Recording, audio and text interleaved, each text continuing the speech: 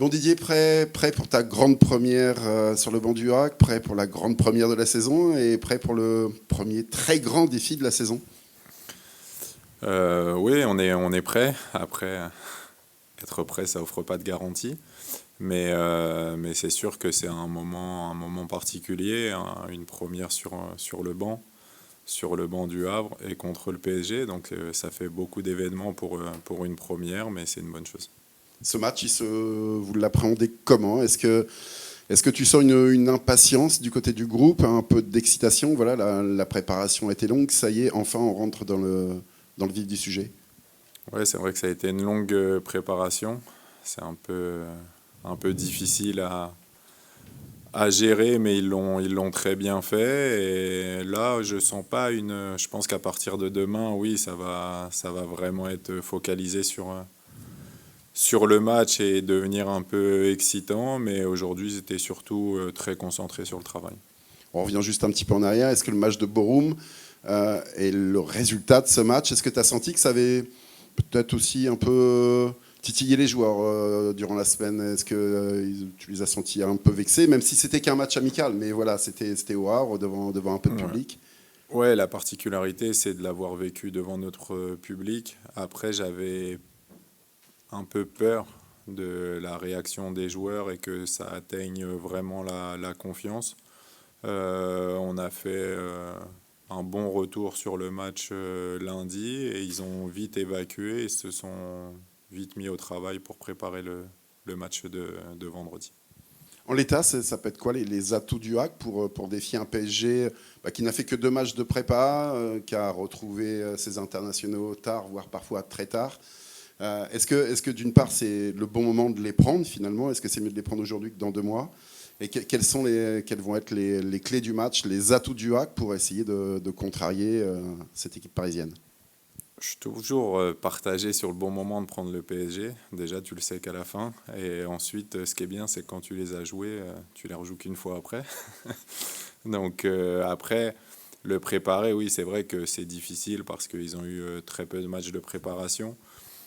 Parce que à tous les postes, ils ont des joueurs doublés ou triplés. Et on a vu les changements de ce week-end. Ça change totalement la figure de leur équipe, donc c'est assez particulier. Après, nous, faudra s'appuyer, j'ai envie de dire, sur le fait d'être chez nous, sur un public qui répond toujours aux attentes de l'équipe, qui met une ambiance et avoir à cœur de montrer de belles choses. Est-ce que sur ce premier match, on va pouvoir voir la touche d'Igard, c'est-à-dire un jeu offensif? Voilà, c'est ce que tu prônes. Est-ce que contre le PSG, on peut d'ores et déjà mettre en place ce système de jeu offensif, voire très offensif? On est obligé, quand on a le ballon, de tout jouer à fond, ça c'est une certitude. Ce qui est plus dur contre Paris, c'est quand on ne l'a pas, puisqu'ils ont un vrai talent offensif et c'est très dur à contrarier. Mais par contre, quand on aura le ballon, oui, il faudra jouer les coups à fond et ne pas calculer. Offensivement, ça va être quoi le projet? Ça va être quoi l'idée, sachant que voilà, Issa Soumaré sera absent, que le recrutement, t'as pas encore le mercato, t'as pas encore offert un, voire 2 attaquants de calibre Ligue 1. Ça va être quoi le projet? Est-ce que ça va être vraiment quelle prise de risque maxi? Ce sera de s'appuyer sur les joueurs en présence. Pour beaucoup, ils ont déjà participé, que ce soit peu ou beaucoup, mais malgré tout, ils ont tous une connaissance de la Ligue 1. Mais ce sera aussi de jouer leur carte à fond. Je pense que c'est une bonne chose pour eux quand ils voient qu'il n'y a pas de joueurs qui arrivent de vouloir et pouvoir se montrer. Donc, il ne faut pas qu'ils calculent et qu'ils jouent leur chance. Petit mot sur Paris, tu as porté le maillot du PSG. Quel regard tu as aujourd'hui sur ce PSG qui domine en France, mais qui rame un peu à l'échelle continentale? Ça se joue souvent au final, c'est à tous les échelons pareil, ça se joue sur des détails et des fois quand on passe au travers seulement quelques minutes ou sur la saison passée pour eux ça a été sur un coup de pied arrêté, donc c'est difficile, mais ça reste je pense un grand d'Europe, pas encore un très grand parce que comme pour tout, il faut une histoire. Il y a des clubs qui, on le sait, quand ils arrivent dans cette compétition, et bah, ils ont cette facilité à s'imprégner de la culture Ligue des Champions parce qu'ils en ont gagné énormément et qu'ils se transcendent dans ces moments-là. Et eux, ils sont très attendus. Donc c'est difficile, mais ils construisent petit à petit. Des fois, ça prend beaucoup de temps, voire énormément de temps. City l'a connu, Paris le fait aussi de son côté, et j'espère qu'ils réussiront un jour. Le match de vendredi, vous le prenez avec une équipe qui est en construction ou qui est déjà qui sera une équipe type de votre saison? Comment vous la voyez? Moi, je me positionne aujourd'hui, donc je le dis comme une équipe type de la Ligue 1. Et après, le mercato peut offrir différentes possibilités, mais au jour d'aujourd'hui, ce sera une équipe type Ligue 1.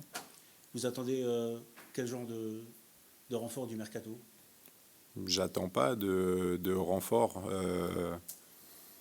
Je fais partie d'un projet, d'un club dont je connais la situation, donc je ne vais pas leur demander des choses qui ne sont pas possibles. Si le club a la possibilité, je sais que le club le fera, et si on doit avancer comme ça, on avancera comme ça. Le point positif, c'est qu'on est tous solidaires et conscients de la situation, donc on va tous dans la même direction. Un dernier petit mot sur Daler Kouziev, qui est quand même l'un des joueurs au CV Ouais. assez épais au sein de cet effectif.